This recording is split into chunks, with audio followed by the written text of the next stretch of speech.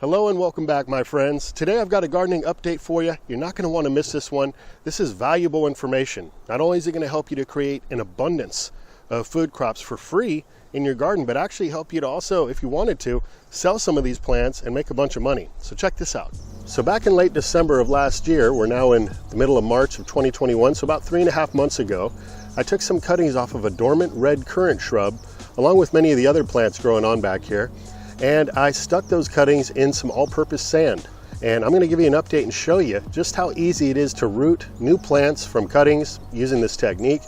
I feel like it's very important to always give you guys updates and give you the proof that these techniques that I share with you work. And if ever I do something that doesn't work, I'll be sure to update you on that as well.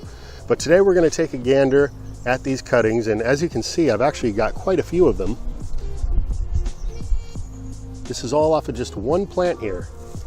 And here is that red currant shrub right here. And as you can see, I didn't hack it up and just leave a few branches left. I could have taken actually many more cuttings if I wanted to. And the sand that I use to propagate these plants is just some all-purpose sand by Quikrete. You can get this at just about any big box store. So regardless of the brand, what you want to make sure is that it says the sand has been washed. This just ensures there's no residual salts left on the sand. That could be detrimental to starting your plants. And as you can see, we actually have some leafing out on some of these cuttings, so that's a telltale sign that we're going in the right direction.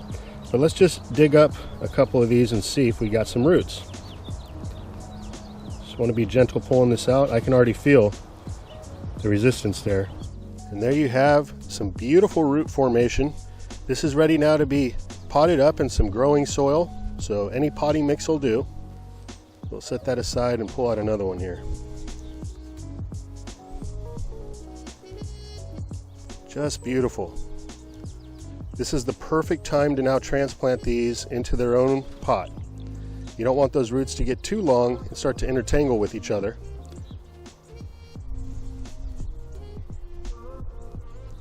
So that one, not quite yet, we'll leave that there.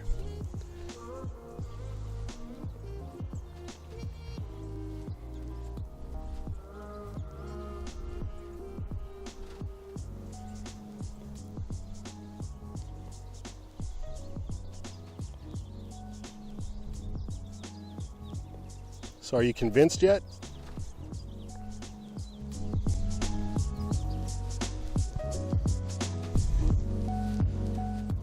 So whether I'm growing out a food forest and I just want more abundance, I can now grow a whole field of these plants if I wanted to.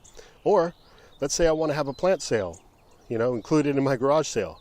I could pot these up and let them go for $5 a piece and turn this quick little job here into several $100s. So there's so much abundance to be had in the garden. Don't miss your opportunity. I'm going to pot these up now. Now for pots, I'm a big fan of using just your plastic party cups. You can use them again and again and again. And all you need to do is cut a sliver on either side with a pair of scissors for drainage. Or you can use a soldering iron and poke a few holes through the bottom quickly and easily. And nothing special about the blend here. This is just a bagged potting mix. We're going to fill this cup about 3/4 full. Put a nice divot there in the middle and place in our plant.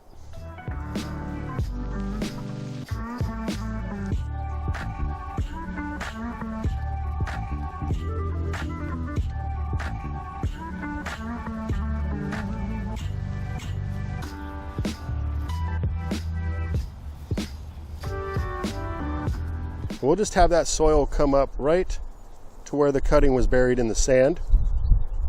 Water this in really good and you're good to go. You'll know that this is ready to up pot or transplant into the ground once you have some roots starting to poke out of your drainage holes. So that would also be a good indicator that it's time if you wanted to go ahead and sell these. But if you up pot them, you can grow out an even larger plant, and at that point they're even more valuable. And I like using this container here. You can use a Rubbermaid tub, what have you, and I'm just going to fill this entire thing with potted cuttings now. And this just helps to contain it, keep everything nice and tight together. It's easy to water, move this around if I need to. Like I said, a Rubbermaid container also works great. And this is just my technique. You don't have to put it in any container if you don't want. but just the way that I do it. And real quick, if you found this video helpful or even just entertaining in some way, if you do me a favor and smash that like button, and if you haven't already, consider subscribing to the channel.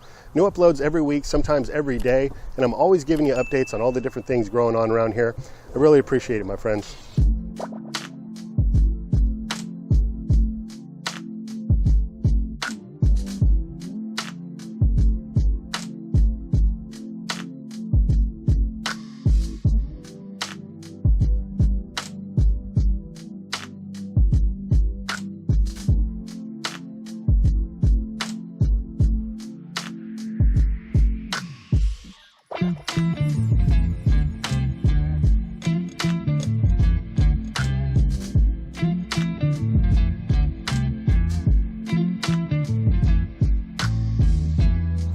The best part about this technique is you can reuse this sand again and again.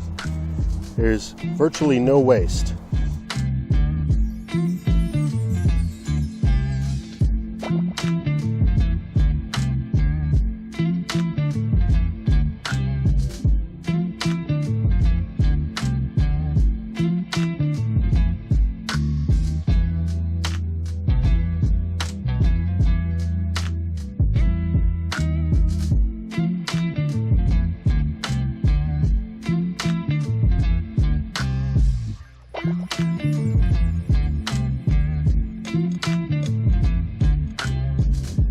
That's what the drainage holes look like when you use a soldering iron.